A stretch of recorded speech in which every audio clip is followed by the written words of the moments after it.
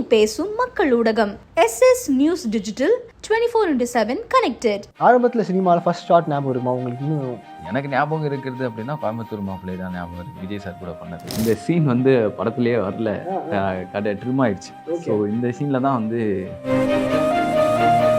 மாஸ்டரில் பார்க்குறீங்களே, இப்போ அவர் ஏதாவது ஞாபகம் வச்சாரா பழைய மூமெண்ட்லாம் பேசுகிற மாதிரி? திருமலையில் இருந்த ஒரு கஷ்டத்துலாம் எல்லாத்தையுமே வந்து மாஸ்டரில் ஃபுல்லாகவே போக்கே ஏன்னா பேசவே இல்லை.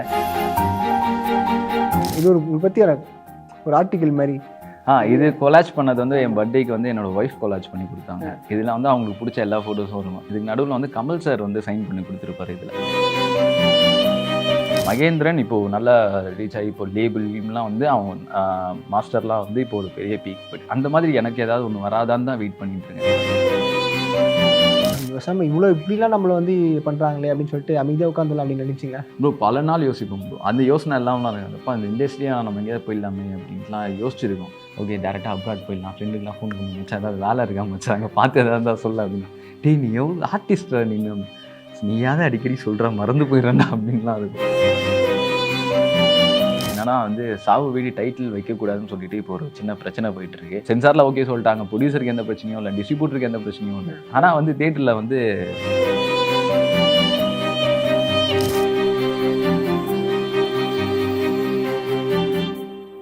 நான் உங்களுடைய இன்ஸ்டாவில் தேடும் போது ஒரு பிக்சர்ஸ்லாம் மாட்டுச்சு ப்ரோ, அதை நான் காட்டுறேன்.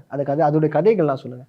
பாலு மகேந்திரா அங்கிள். ஸோ நான் என்னோட தாண்டி என் தங்கச்சி தான் ரொம்ப க்ளோஸ் அவருக்கு.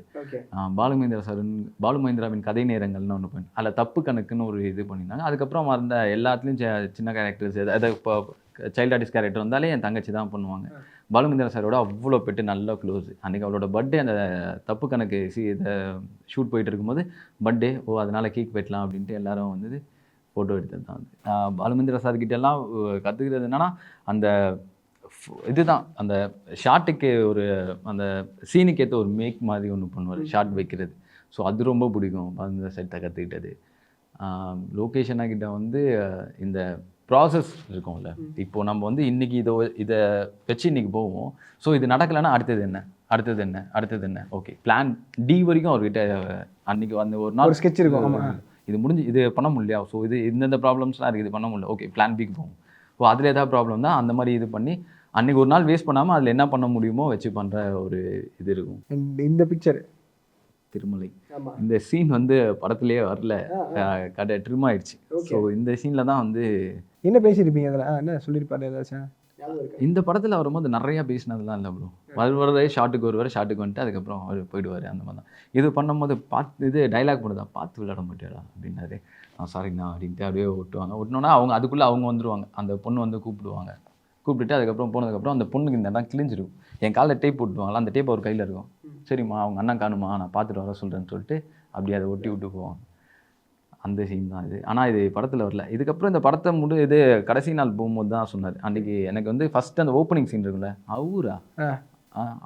அவரு அக்கடை சுடுன்னு சொல்லுவாங்கள்ல, அந்த சீனை வந்து ஒரு முடிய போகிறதுக்கு முன்னாடி தான் எடுத்தாங்க. பார்த்துட்டு வந்து நான் போயிட்டு அந்த அண்ணா உன்னை பார்க்க அக்கா வந்திருக்காங்கன்னு சொல்லி கூப்பிட்றதுக்காக டீ கிடைக்கும். அப்போ வந்து பேசினார், இல்லா காலம் படத்தில் பண்ணியிருக்கீங்களா பிரதர்? ஆமாண்ணா நேஷ்னல் லெவலில் கங்க்ராட்ஸ், நேற்று சீன் பார்த்தா சூப்பராக இருந்தது அப்படின்னு. அதுக்கப்புறம் நல்லா க்ளோஸ் ஆகிடுச்சு. நான் வந்து ஏவிஎம்மில் ஒரு சீரியல் பண்ணிகிட்ருக்கேன். ஒரே ஏவிஎம் ஸ்டுடியோவில் தலையதும் நடக்குது, தளபதி இதுவும் நடக்குது. நான் போயிட்டு தலையை போய் பார்த்துட்டு அந்த my name is Billa song நடந்துட்டு அங்கே செட்டு போட்டிருக்கேன். அங்கே போய் பார்த்துட்டு அப்படியே நடந்து வந்துட்டு இருந்தேன். வந்துட்டு அங்கே வந்து உள்ளேருந்து ஒரு உதய் அப்படின்னாங்க. யாரா திரும்பி பார்த்தா அழகிய தமிழ் செட்லேருந்து தளபதி வந்தார். என்னடா ஸ்கூல் போலியா அப்படின்னாரு. இல்லைண்ணா அது ஷூட் இன்னைக்கு, இப்படியே ஷூட்டு போய் படிக்க விட்டுறாதரா, ஒழுங்காக படிக்கிறா அப்படின்னாரு. சாப்பிட்டே அப்படின்னா இல்லைண்ணா இப்போ தான் சாப்பிட வரணும் அப்படின்னு. சரி பை அப்படின்ட்டு அவர் கேரவன் போயிட்டார். 2 பேரும் ஒரே டைமில் பார்த்தது அன்றைக்கி. அண்ட் அதுக்கப்புறம் இப்போ நீங்கள் மாஸ்டரில் பார்க்குறீங்களே, அப்போ அவர் ஏதாவது ஞாபகம் வச்சாரா பழைய மூமெண்ட்லாம் பேசுகிற மாதிரி? பழைய மூமெண்ட் பற்றி பேசல. அதுக்கப்புறம் வந்து நிறைய பேசணும். திருமலையில் இருந்த ஒரு கஷ்டத்தெல்லாம் எல்லாத்தையுமே வந்து மாஸ்டரில் ஃபுல்லாகவே போக்கே ஏன்னா பேசவே இல்லை. ஐயோ எப்போ பேசுவார்னு காத்துட்டு இருந்து இப்போ நிறையா பேசி போனவுடனே முடியை பற்றி கேட்டார். விகா வச்சுருக்கேன் அப்படின்னா, ஆனால் இல்லை நான் ஒரிஜினல் காட்டின்னு இழுத்து முடிஞ்சது. அப்போ இவ்வளோ வச்சுருந்தேன், நிறையா இருந்தது. அதுக்கப்புறம் வந்து எப்படி போயிட்டுருக்கு, நான் காலேஜ்லாம் முடிச்சிட்டியா அப்படின்னா, இல்லை காலேஜ் படிச்சுட்ருக்கேன். இல்லை நான் கல்யாணம் ஆகிடுச்சுன்னா, கல்யாணம் ஆகிடுச்சு என்னடா சொல்கிறீங்க அப்படின்னது. அதுக்கப்புறம் அண்ணன்கிட்ட நிறையா விசாரிச்சிருக்காரு, எப்படி இருக்கா என்ன பண்ணுறான் அப்படின்ட்டு. அந்த மாதிரி நான் அதுக்கப்புறம் ஜாலியாக எல்லாம் செட்டாக சேர்ந்து டெய்லியும் இது பசங்களை கூப்பிட்டு கேசி இது கலாச்சிட்டு யாராவது அவங்க ஏன்னா அங்கே வந்து எல்லாருமே வந்து கானா பாடுற பசங்க எல்லாமே வந்து இந்த இண்டஸ்ட்ரிக்கு சம்மந்தம் இல்லாத ஒரு பசங்கள்லாம் வந்திருந்தாங்களா அவங்களுக்குள்ள சின்ன சின்ன டேலண்ட்ஸ்லாம் இருக்கும்ல அவங்களெல்லாம் கூப்பிட்டு நீங்கள் வச்சு என்ன பண்ணுவீங்க ஓ அப்படியா பாட சொல்லி கேட்போம் எவ்வளோ கவிதை சொல்லுவோம்னா சொல்லி அந்த மாதிரி ஃபன் பண்ணிட்டு ஜாலியாக இருந்தது. ஓகே. அண்ட் இப்போ அவருடைய ஸ்பேஸ் வந்து போகுது, இப்போ ஒரு பக்கம் அவர் அடுத்த கட்டத்துக்கு போகிறாரு, உங்களுக்கே தெரியும்னு நினைக்கிறேன். ஆமாம். என்ன பிளான் வச்சுருக்கீங்க நீங்கள்? நான் என்ன பிளான் ஐயா அடுத்து நீங்கள் ஏதாவது இந்த மாதிரி ஏதாவது சேர்ந்து அவங்க படையை திரட்டி பண்ணலாம் அப்படின்வாங்களே. அது வந்து பண்ணுவோம் ப்ரோ, கன்ஃபார்மாக இருக்கும். அண்ணனுக்கான சப்போர்ட் எப்போவுமே தம்பிங்க கிட்ட இருந்து இருக்கும். அதே அண்ணனோட தம்பி தான் நானும் கன்ஃபார்மாக. அண்ணனின் விழுதுகள் தான் இன்னும் நிறைய பேர் இருக்கானுங்க டீமாக, எல்லாருமே சேர்ந்து சப்போர்ட் பண்ணுவோம் ப்ரோ. அவர் இது வந்ததே உங்களுக்கு ஒரு பெரிய ஆச்சரியம் தான். ஸோ என்னன்னா இவ்வளோ பெரிய க்ரோத்தில் இருக்க ஒருத்தர் எல்லாத்தையும் விட்டுட்டு மக்களுக்காக ஒன்று செய்யணும்னு வந்திருக்காருல, அதுக்காகவே அவருக்கு ஹேட்ஸ் ஆஃப். ஸோ இவ்வளோ என்ன தான் இங்கே நீங்கள் பிரச்சனை பண்ணாலும், என்ன தான் நீங்கள் என்னை வந்து ஒதுக்குனாலும், நான் எல்லாத்தையும் அடிச்சு போட்டு மேலே வரதான் போகிறேன்னு வந்துட்டு தானே இருக்காரு. ஸோ நிறைய பேர் வந்திருக்காங்க, நிறைய பேர் இண்டஸ்ட்ரியிலேருந்து நிறையா பேர் வந்திருக்காங்க. ஆனால் யாருமே இந்த அளவுக்கு வந்து ஒரு பூமாய் வந்ததில்லை. அதுக்கப்புறம் அப்புறம் இந்த ஒரு பிக்சரு இது வந்து உங்களுக்கு பயங்கர க்ளோஸாக இருக்கும் போல இருக்குது. ஆமாம். நீங்கள் உங்கள் ஃப்ரெண்ட்ஸு புகழ் நீங்கள் எல்லாமே அவர் எப்பயுமே போகிற இடத்துலலாம் இந்த ஒரு மொமெண்ட்டை சொல்லுவார். ஒரு வாட்டர் வாஷ்களில் நான் ஒர்க் பண்ணும்போது உதயா அவர் வண்டி விடுவார், அப்படி தான் நடந்துச்சு. அது வண்டி அங்கே வந்து இது பண்ணும் போதெல்லாம் வாட்டர் வாஷ் வீடுனா அது வேலை செய்கிற பக்கத்து வீடே என்னோட வீடு. ஓகே. அப்படியே பழக்கமாயிடுச்சு அப்படியே ஃப்ரெண்ட்ஸ் ஆகி அதுக்கப்புறம் அதுக்கு முன்னாடியே நாங்கள்லாம் நிறையா ஏரியாக்குள்ளே நடக்கிற சண்டைகள், ஏரியாக்குள்ளே நடக்கிற பிரச்சனைகள், அதிலெல்லாம் ஒன்றா போயிட்டு சாலிகிராமம் சார்க்கஸ்லாம் சொல்லி சுற்றிக்கிட்டு. சாலிகிராமம் சார்க்கஸ். ஓ சாலிகிராமம் சார்க்கஸ். எங்கள் டீம் பேர், அது கிரிக்கெட் டீம் பேர். ஸோ அப்படியே இதாகி அதுக்கப்புறம் அவன் வந்து இங்கே வாட்டர் வாஷை விட்டு போனதுக்கப்புறம் இது சென்னை ஒன்றில் வேலை செஞ்சுட்டு இருந்தான் அட்மினா. அப்போல்லாம் வந்து என்னென்னா அவனுக்கு 2 நாள் தான் லீவ் கிடைக்கும். சாட்டர்டே நைட்லேருந்து சண்டே நைட் வரைக்கும் தான் லீவ் கிடைக்கும். அந்த ஒரு நாள் நாங்கள் என்ஜாய் பண்ணுறது, அவனை போய் கூப்பிட்றதுக்காக நாங்கள் சாலிகிராமத்துலேருந்து துறைப்பாக்கம் போய் துறைப்பாக்கத்துலேருந்து கூப்பிட்டுட்டு சாலிகிராமம் வந்து அதிலே பாதி நாள் பிடிச்சி போகிறேன். இல்லைனா திடீர்னு ஒரு நாள் அங்கேருந்து கூப்பிட்டுட்டு எங்களுக்கு ஒரு ரெசார்ட் ஒன்று இருக்குது. அந்த ரெசார்ட் வந்து எப்பயாவது மாதத்தில் ஒரு நாள் போயிட்டு ஜாலியாக என்ஜாய் பண்ணுறலாம். அப்போ பேச்சுலராக இருக்கும்போது ஜாலியாக இருந்தது. அவனை ஃப்ரீயாக ஜாலியாக வந்துட்டு எங்களை விட மாட்டேன்றாங்க. புகழ் பழசம் மறந்துட்டாரா இல்லை எப்படி இருக்காப்ல? அப்படி கிடையாது, அப்படி மறக்கிறவங்க கூட ஆளே கிடையாது ப்ரோ. அவனை அந்த மாதிரி கேரக்டரே கிடையாது. எப்போ போனால் இப்போ கூட வந்து என்னன்னா ஸோ எதாக இருந்தாலும் மச்சான் ஏரியாவில் பசங்களுக்கு பிறந்த நாள் நீ கூப்பிட்றானா, அப்படியாடா நான் இன்னைக்கு முடியல நான் ஃபோனில் பேசுகிறேன் அப்படின்வான். அப்படி இல்லை அப்படி ஃப்ரீயாக இருந்தானா ஓகேடா யாருக்குடா இவனாடா அப்படின்ட்டு வந்து நேரில் வந்து பார்த்துட்டு போவான். எங்கே கூப்பிட்டாலும் எப்போ ஃபோன் பண்ணாலும் அட்டன் பண்ணுவான். அது எல்லாருக்கும் தான் எதுவுமே மறக்கலாம் மாட்டான். கைதியில் இப்போது எனக்கு டிஸ்லோகேட் ஆகிடுச்சு ஃபைட். அப்போது நான் ஃபோன் பண்ணேன், ஜனனிகிட்ட சொல்கிறாதுடா நீ மட்டும் கிளம்பி டிஆர் கார்டன் வரியா அப்படின்னா. மச்சான் நான் இப்போ தான் கிளம்பியிருக்கேன், என்ன ஆச்சு அப்படின்னா, இல்லைடா கை வந்து ஷோல்டர் இறங்கிச்சு, ஹாஸ்பிட்டல் போகணும், சத்யா வந்து உள்ளே இருக்கான், நான் இவங்களோட தான் போகிறேன், ஜன்னிகிட்ட சொன்னால் ரொம்ப பதட்டப்பட்டுருவா, பயமாக இருக்கா அப்படின்னேன். நீ எதுவும் போடாது, நீ எந்த ஹாஸ்பிட்டல் போகிறான், ரக்ஷித் போகிறான்டா அப்படின்னா. உடனே வந்து கரெக்டாக நைட்டு ஃபுல்லாக வேலையை முடிச்சுட்டு காலையில் அங்கேருந்து கிளம்பி ரக்ஷித் வந்து ஒரு நாள் ஃபுல்லாகவே என் கூட இருந்துட்டு நைட்டு ஷிஃப்ட்டுக்கு தான் போனோம். அந்த மாதிரியான நல்ல க்ளோஸ். அவனுக்கு என்ன பிரச்சனை ஆனாலும் எனக்கு என்ன பிரச்சனை ஆனாலும் பார்த்துக்கிட்டு நாங்கள் 3 பேருமே அப்படி தான் சுற்றிட்டு இருக்கோம். இது ஒரு பற்றியான ஒரு ஆர்டிக்கல் மாதிரி.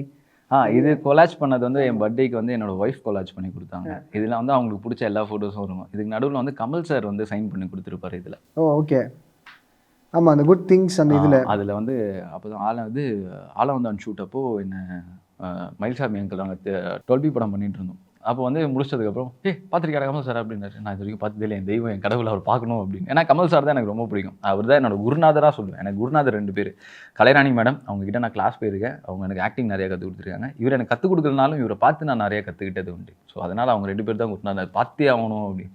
சரி வாடா போகலான்ட்டு கூப்பிட்டு போய் காட்டுறாரு.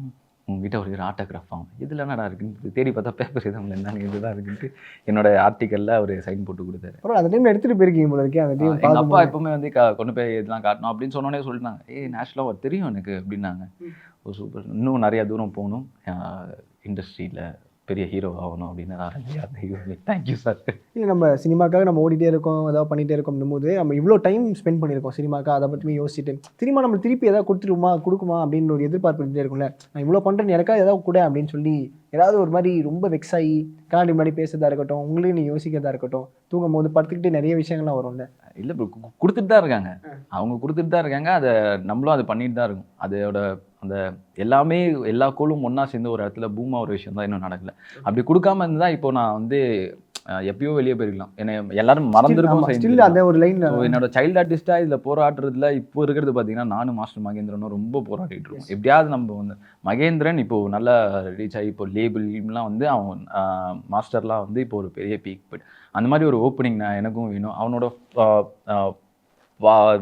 பாதையே அவன் இப்போ மாற்றிக்கிட்டு நான் சைல்டு ஆர்டிஸ்டில் நான் இதுக்கப்புறம் ஹீரோவும் இல்லை, நான் ஒரு நல்லா ஒரு வில்லனாவோ இல்லை ஒரு கேரக்டர் ஆர்டிஸ்டாவோ மூவ் பண்ண போகிறேன் அப்படின்ற மாதிரி ஏதோ தாட்டில் அவன் அப்படியே அவனோட தனிப்பட்ட கேரக்டர் அந்த மாதிரி எனக்கு ஏதாவது ஒன்று வராதான்னு தான் வெயிட் பண்ணிட்டு இருக்கேன். அது கொடுத்துட்டு தான் இருக்காங்க இந்த கலைதீபம், எல்லாரும் கொடுத்துட்டு தான் இருக்குது. சரியான டைமில் அது கரெக்டான போய் ரீச் ஆகி அதுக்கப்புறம் ஹிட் ஆனதுக்கப்புறம் தான் நமக்கான பாதையை நம்ம தேர்ந்தெடுக்க முடியும்னு நினைக்கிறேன். அடுத்தடுத்த படங்கள்லாம் நாங்கள் அப்டேட் கேட்கும் போது தான் ஒரு பெரிய பேங்கரோடு வரணும் அப்படின்னு எதிர்பார்த்துருப்போம். ஏன்னா சின்ன வயசுலேருந்து நிறைய உங்களுடைய படங்கள்லாம் பார்க்கும்போது நாஸ்டாலஜி மெமரிஸ்லாம் இருந்துகிட்டே இருக்கும்.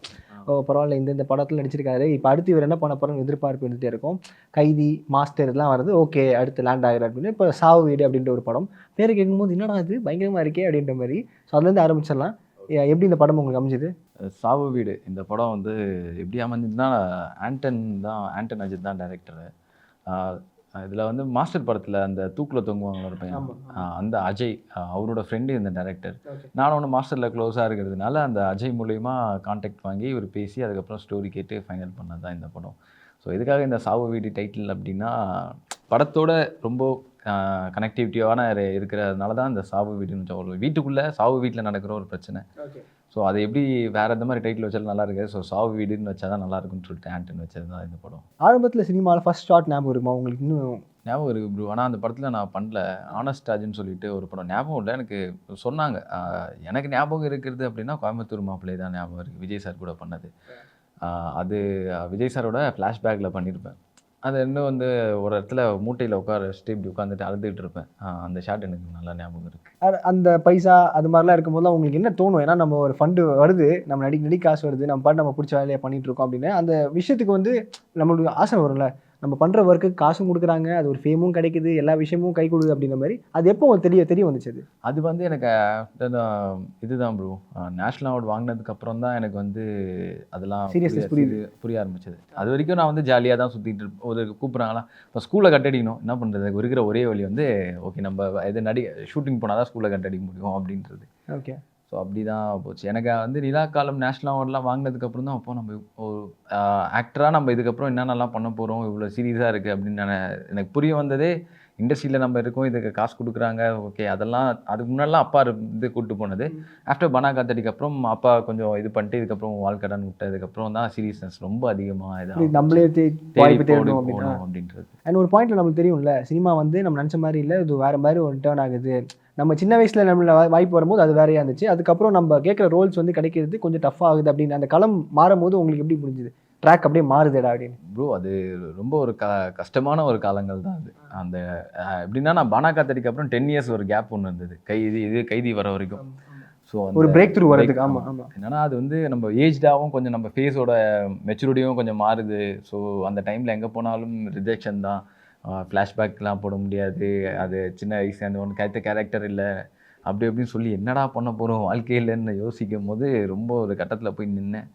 அதுக்கப்புறம் ஓகே, எங்கள் அப்பா சொன்ன ஒரு விஷயம் தான், நம்ம இண்டஸ்ட்ரிக்காக எப்படி வந்தால் ஏது வந்தோன்னு தெரியல, நம்ம ஃபேமிலியே இதில் தான் இருக்கும், ஆனால் நம்ம கடைசி வரைக்கும் எண்ட் ஆஃப் த லைஃப் நம்ம இந்த இண்டஸ்ட்ரியிலே தான் ஏதாவது ஒரு ஒர்க் பண்ணிட்டு தான் இருக்கணும் அப்படின்னா 24 கிராஃப்ட் ஏதாவது ஒன்று இருக்கணும் அப்படின்னா. ஸோ அந்த விஷயங்களை மைண்டில் வச்சுட்டு தான் அதுக்கப்புறம் நான் வந்து ஒரு சேனலில் வந்து ஏடியாக ஜாயின் பண்ணேன். காமெடி ஷோஸ்லலாம் அது ஒரு 8 இயர்ஸ் 10 இயர்ஸ் அதில் அப்படியே ஒர்க் பண்ணிட்டு இருந்தேன். விஜய் டிவியில் அதிதேது தாம்சன் சார் கூட தான் ஏடியா ஒர்க் பண்ணி எனக்கு அந்த ப்ராசஸ் போச்சு. அதுவும் இல்லாமல் சைடில் வந்து நான் சின்ன வயசுலேருந்து டப்பிங் ஆர்டிஸ்ட்டுங்கிறதுனால எனக்கு டப்பிங்கும் ஒரு சைடில் வந்து இது பண்ணுச்சு. அதுக்கப்புறம் ஒரு நாள் வந்து திடீர்னு ஒரு லொக்கேஷன் டீமில் எங்கள் அண்ணன் வந்து கோ டைரக்டராக இருக்கார். அப்போ வந்து வெள்ளராஜான்னு ஒரு வெப் சீரிஸ் வந்து அங்கே லொக்கேஷனாக ஒரு எபிசோட் பண்ண போகிறாரு. அதில் ஒரு கேரக்டருக்கு ஆடிஷன் கூட இருந்தால் ஓகே, இல்லைனா இது பண்ண முடியும். ஓகே நான் போய் ஆடிஷன் கொடுத்தோன்னே ஓகேன்னு சொல்லிட்டேன். அப்புறம் நாங்கள் வெள்ளராஜா ஷூட்டிங் ஸ்பாட்டில் லொக்கேஷனை பண்ணி முடிச்சதுக்கப்புறம் ஒரு ஆஃப் டே எனக்கு ஷூட் போச்சு. முடிச்சதுக்கப்புறம் லொக்கேஷன் வந்து சொன்னார், அடுத்தது படம் பண்ணுறோண்டா அப்படின்னு.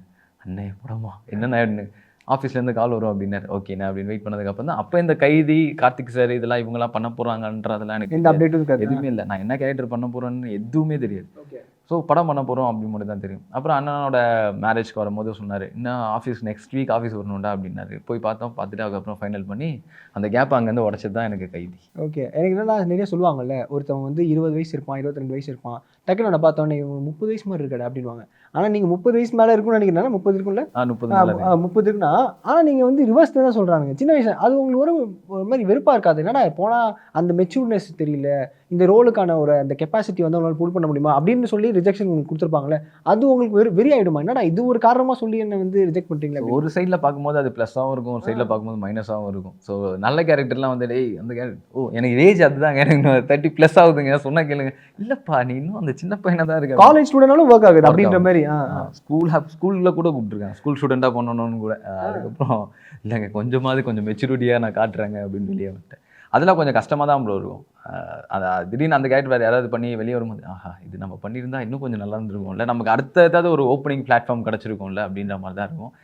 அது கடவுள் கொடுத்தது, நம்ம அதை என்ன பண்ணுறதுன்னு தெரியல. அதுக்கேற்ற மாதிரி நானும் முயற்சி பண்ணுறேன், கொஞ்சமாவது உடம்பு ஏற்றணும், அதுக்கப்புறம் நம்மள கொஞ்சம் மெச்சூரிட்டியாக காட்டணும் அப்படின்றதுக்காக. அதனால தான் இன்னும் தாடிலாம் எடுக்காமல் அப்படியே வச்சுட்டு அதை மெயின்டைன் பண்ணிட்டு இருக்கீங்க.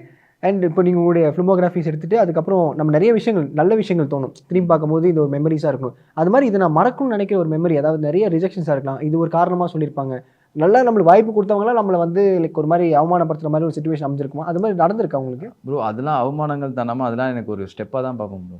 ஸோ எவ்வளோ இது ஸ்ட்ரகிள்ஸ் இல்லாமல், எவ்வளோ கஷ்டங்கள் இல்லாமல் ஒரு இடத்துக்கு நம்ம ஈஸியாக அடைஞ்சிட முடியாது. ஸோ அதெல்லாம் நமக்கு தேவை தான். ஸோ அதனால் நான் அதை எடுத்துகிட்டு அதை மறக்கணும்னு நினைக்கிறதா இல்லை. நீங்கள் சொல்லிருக்கீங்களா, உங்களுக்காகவே நான் இதுக்கு மாதிரி பண்ணக்கூடாது, இதுக்கு மேலே நான் வந்து காட்டணும் அப்படின்றது தான் நிறையா இருக்குது. ஸோ அதனால் சொன்னவங்க எல்லாத்தையும் மைண்டில் போட்டு ஓகே நம்ம ஒரு நாள் வந்ததுக்கப்புறம் இதான் சிவகார்த்திகேயன் ஒன்று சொல்லியிருப்பார்ல, இங்கே ஜெயிச்சவன் சொன்னால் சொல்லுவேன், தோத்தவன் சொன்னால் கேட்க மாட்டாங்க, ஜெயிச்சவன் சொன்னால் மட்டும் தான் கேட்பாங்க. அதே மாதிரி தான் ஜெயிச்சுட்டு வந்து உங்கள் எல்லாருக்கும் நான் ஒரே ஒரு பதில் சொல்கிறேன் அப்படின்ற மாதிரி தான். ஓகே, அண்ட் நீங்கள் சொல்கிற மாதிரி எல்லா டைமுமே வந்து சக்ஸஸ் மட்டுமே கை கொடுத்துருக்காது. ஒரு டைம் ஒரு டிப் வந்துச்சுன்னா அதுக்கப்புறம் அவங்க எல்லாருமே திட்ட ஆரம்பிச்சு. இப்போ லோகேஷ் அவர்களே வந்துட்டு இப்போ கூலி ஒழுங்காக சரியா லியோ கூலி கொஞ்சம் கிராஃப் இறங்குறத பார்த்தோன்னே அவ்வளோதான்ப்பா ஒர்க் அவுட் ஆகலை, வைலன்ஸ் மட்டுமே வச்சு வேலைக்கு ஆகாது அப்படின்றது. அடுத்து அல்லு அர்ஜுன் வச்சு ஒரு டாக்ஸ் போயிட்டு இருக்குன்றாங்க. ஸோ அப்படியே கிராஃப் ஏறுது இறங்குது அப்படின்னும் இதெல்லாம் பார்க்கும்போது எல்லாருக்கும் கல்லடி உள்ளதான் செய்யும் போல இருக்கே சினிமா அப்படின்னு. 100% ப்ரோ, அது எல்லாருக்குமே வந்து வரதான் செய்யும். அப்ஸ் அண்ட் டவுன்ஸ் இல்லாமல் வந்து நம்ம போகவே முடியாது. எவ்வளோதான் நம்ம வந்து சக்ஸஸே நோக்கி பார்த்துட்டே இருந்தாலும் அது அதான் ரஜினி சார் கெட்டவன் கடவுளுக்கு நிறைய கொடுப்பான், கை விட்டுருவான், அந்த மாதிரி தான் ப்ரோ. ஏதாவது ஒன்று ஐடியா தான் ப்ரோ இருக்கும். அது அப்படியே ஸ்டாண்டர்டாக நிற்காது. எப்படி இருந்தாலும் எவ்வளோ பெரிய ஆளாக இருந்தாலும் ஒரு அளவுக்கு டவுன் வந்துட்டு திருப்பி தான் மேலே ஏறுவாங்க. ஓகே, நல்ல ஒரு நோன் ஃபேஸ் டைரக்டர், அவர்கிட்ட நான் கடைசியாக வாய்ப்பு கேட்டேன், ஆனால் எதுவும் ரெஸ்பான்ஸ் வரல அப்படின்ற மாதிரி ஏதாவது இருக்கா சினாரியோ? அப்படிலாம் இல்லை, ரெஸ்பான்ஸ் இல்லை, கேட்டுட்டு தான் இருக்கேன். நான் இப்போ சின்ன கம்பெனியாக இருந்தாலும் போய் ஆஃபீஸில் இன்ன வரைக்கும் நான் வந்து ஆஃபீஸ் போயிட்டு ஆடிஷன்ஸ் போய் அட்டென்ட் பண்ணுவேன். பெரிய டேரக்டர் இருந்தாலும் போவேன், சின்ன டேரக்டர்ஸாக இருந்தாலும் போவேன். நியூ கம்மிங் அதை புதுசாக பண்ணுறாங்க அப்படின்னாலும் நான் அவங்கள போய் அப்ரோச் பண்ணுவேன். என்னன்னா எனக்கு வந்து ஓகே நான் என்னோட வேலையை கரெக்டாக தான் பார்த்துட்டு இருக்கேன். ஸோ அவங்களுக்கு அது பிடிச்சி போய் இல்லை ஒரு வேலை வந்து இந்த கேரக்டர் இருக்க மாட்டேன், செட் ஆக மாட்டான், அது அவங்களோட விருப்பம். ஆனால் என்னைக்காவது ஒரு நாள் யாராவது ஒருத்தவங்க கூப்பிட மாட்டாங்களா, ஒரு நல்ல கேரக்டர் கிடைக்காதா அப்படின்றதுக்காக போயிட்டு இருக்கேன். ரிஜெக்ஷன் வந்து அது வந்துட்டு தான் ப்ரோ இருக்கும். அது நம்ம இப்போ ஒரு கேரக்டருக்கு நம்ம ஃபிக்ஸ் பண்ணியிருப்பாங்க, நாளைக்கு திடீர்னு எல்லாத்தையும் ஃபைனல்லாம் பண்ணிவிட்டு பேமெண்ட்ற ஒரு விஷயத்தில் வந்து கட் ஆகும். ஓகேங்களா, அந்த விஷயத்தில் ஒரு இப்போ நல்ல படம் தான், இப்போ வந்து நல்லா இதாக இன்னும் ரிலீஸ் ஆகலை, இப்போ தான் வந்து டைட்டில் ரிலீஸ்லாம் பண்ணாங்க, கூப்பிட்டாங்க. கிட்டத்தட்ட நான் 4 ஆடிஷன் போனேன், எல்லாமே ஓகே, செலக்ட் பண்ணிட்டாங்க, ஹீரோட ஃப்ரெண்டு. ஸோ பேமெண்ட் கேட்கும் போது பேமெண்ட் வந்து நாங்கள் வந்து இவ்வளோ தான் சொல்கிறோம், இவ்வளோ தான் தருவோம் அப்படின்னாங்க. என்னங்க இல்லைங்க நான் ஆர்டிஸ்ட்டு இதுக்கு முன்னாடி பண்ணியிருக்கேன், நீங்கள் வந்து இவ்வளோ நாள் டேட்ஸ் கேட்குறீங்க, ஓகே இப்போ டேட்ஸ் கேட்டாலும் எனக்கு வந்து மினிமம்னா ஒரு பேமெண்ட் இருக்கும்ல, ஸோ அதுவாது நீங்கள் பண்ணிங்கன்னா இருக்கும். நீங்கள் கொடுக்குறது வந்து என்னோட அசிஸ்டன்ட் காசு இல்லைனா என்னோட பெட்ரோல் கன்வென்ஸு, இதுதான் என்னோட அந்த அளவுக்கு பட்ஜெட்டே ஃபிக்ஸ் பண்ணிடலாம், அந்த அளவுக்கு தான். இது வந்து எனக்கு எப்படிங்க ஏற்றுக்க முடியும் அப்படின்னா, இல்லைங்க நாங்கள் வந்து இதுதான் இந்த கேரக்டருக்கு அப்படின்னாங்க. இல்லைங்க 35 டேஸ் கேட்குறீங்க, சரி ஓகே இப்படி நீங்கள் கொடுக்குறத வந்து ஒரு நாளைக்கு என்னோட அசிஸ்டன்டே 2000 வாங்கினா நீங்கள் அந்த பேமெண்ட் எனக்கு கொடுக்குறேன்றீங்க, நான் என்னங்க பண்ணுறது? நான் கொஞ்சம் வந்து நல்ல படம் நான் ஒர்க் பண்ணணும்னு நினைக்கிறேன். ஸோ பெரிய கேஸ்ட் அண்ட் க்ரூ இருக்குது, பெரிய டீம் இருக்குது, ஸோ இது வந்து உண்மையான சம்பவம், இது வந்து ஒரு நல்ல ஒரு இது வந்து இதில் பண்ணனா, ஆனால் இருந்தாலும் ஒரு 8 பேர் இருந்தாலும் அந்த 8 பேரில் வந்து ஒரு 4 பேர் தெரியும், ஆனால் அந்த 4 பேரில் நானும் ஒருத்தனா இருப்பேன்னு நினைக்கிறேன், ஸோ ப்ளீஸ் அப்படின்றேன். அவங்க வந்து அதுக்கு இல்லைங்க 2 ரூபா தான் அப்படின்ட்டாங்க. சரி 35 நாளைக்கு 2 ரூபா 70,000 தான் அப்படின்ற மாதிரி தான் மொத்தமாகவே பட்ஜெட். அவங்க நான் என்ன சொல்கிறதுனே தெரியல.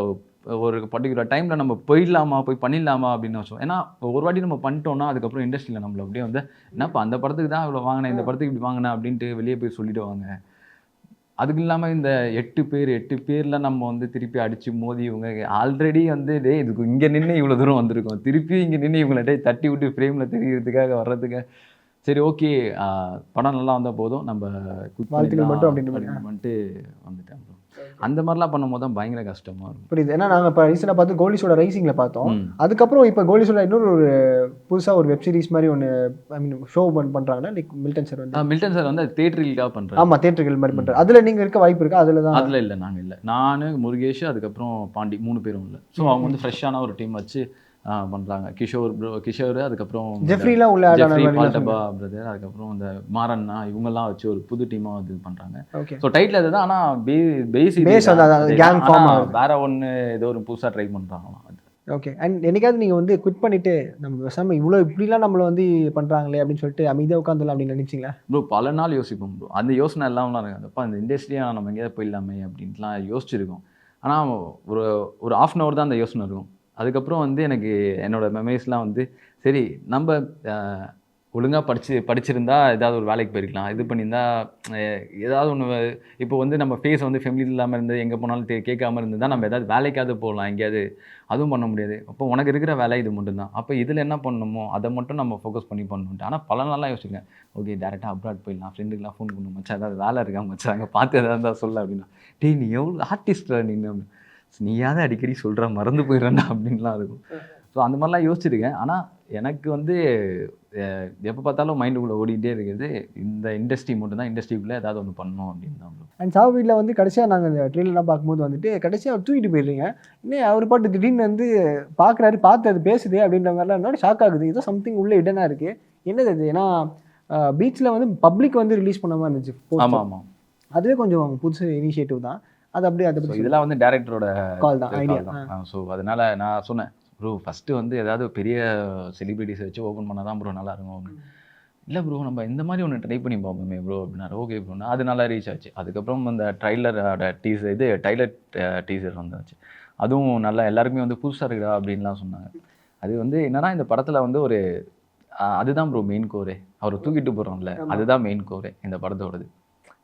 எதுக்காக அவர் தூக்கிட்டு ஒரு கியூரியாசிட்டி வருது, என்ன நடக்குது அப்படின்றது. அதை சுற்றி தான் இந்த படத்தோட ஹோல் ஸ்டோரியுமே நடக்கும். இது வந்து ஒரு ஃபேமிலி என்டர்டெயின்மெண்ட் ட்ராமா தான். ஸோ ஃபுல் அண்ட் ஃபுல் இதில் வந்து எமோஷனும் இருக்கும், லாஃபும் இருக்கும், டென்ஷனும் இருக்கும், மிக்சட் இது தான் இருக்கும். இப்போ வந்து ஸ்க்ரீனில் ஒரு கேரக்டர் வந்து அவர் ரொம்ப வந்து இது பண்ணிகிட்ருப்பார், சீரியஸாக பேசிகிட்டு இருப்பார். ஆனால் நம்ம இங்கேருந்து பார்க்கும்போது சிரிச்சினே இருக்கும், அந்த மாதிரி இருக்கும். ஸோ டார்க் காமெடி தான் இந்த படம். December 5 சாவு வீடு தேட்டரில் ரிலீஸ் ஆகுது. ஸோ எல்லோரும் போய் தேட்டரில் பாருங்கள். என்னென்னா வந்து சாவு வீடு டைட்டில் வைக்கக்கூடாதுன்னு சொல்லிட்டு இப்போ ஒரு சின்ன பிரச்சனை போயிட்டுருக்கு. ஸோ அதனால் வந்து டைட்டிலை வந்து கொஞ்சம் மாற்றுற மாதிரி மாடிஃபை பண்ணிகிட்ருக்காங்க. ஒன்று சா வி அப்படின்னு இருக்கும், அப்படி இல்லைன்னா சும்மா அப்படின்னு தான் இருக்கும். இந்த சும்மான்றது எல்லாருக்குமே ஞாபகம் இருக்கும். விரும்பாண்டி படத்தில் சண்டேன்னு பேர் வைக்கக்கூடாது, அதனால் சும்மா வைக்கலாமா சொன்னேன். ஸோ அந்த பேட்டர்னில் தான் டைரக்டர் யோசிச்சிருக்காப்புல. ஏன்னா இப்போ தான் நியூஸ் சொன்னாங்க, நான் வந்துட்டு இருக்கும்போது தான் சொன்னாங்க இந்த மாதிரி சாவு வீடுன்னு டைட்டில் வச்சா சென்சாரில் ஓகே சொல்லிட்டாங்க, ப்ரொடியூசருக்கு எந்த பிரச்சனையும் இல்லை, டிஸ்ட்ரிபியூட்டருக்கு எந்த பிரச்சனையும் இல்லை. தேட்டரில் வந்து ஸ்டாண்டிலாம் கூட வச்சாச்சு. ஆனால் வந்து தேட்டரில் வந்து சாவு வீடுன்னு டைட்டில் வச்சா நாங்கள் ஏற்றுக்க மாட்டோம்ன்றாங்க. தேட்டரில் லாக் பண்ணிட்டாங்க. அதனால தேட்டர்ஸ் கொடுக்க மாட்டேன்றதுனால சாவு வீடு டைட்டில் மாற்ற போகிறாங்க. ஸோ டைட்டில் மட்டும் என்னன்றது நாளைக்கு இல்லை நாளைக்கு தெரிஞ்சிடும். ஸோ எப்படியோ சாவு வீடுன்றது இருக்கும், அதுல இருந்து சாவியா இல்லை சும்மாவான்றது மட்டும் தெரியும். கடைசி வரைக்கும் அந்த ஒரு ஐப் இருந்துகிட்டே இருக்கு படத்துக்கு ஏதாச்சும் ஒன்று. And eagerly waiting bro. December 5 படம் பார்த்து நிறைய விஷயம் ஷேர் பண்ணுவோம். கண்டிப்பாக தேங்க்யூ, சப்போர்ட் பண்ணுங்கள். தேங்க்யூ. உண்மை பேசும் மக்கள் ஊடகம் SS நியூஸ் டிஜிட்டல் 24/7 கனெக்டட்.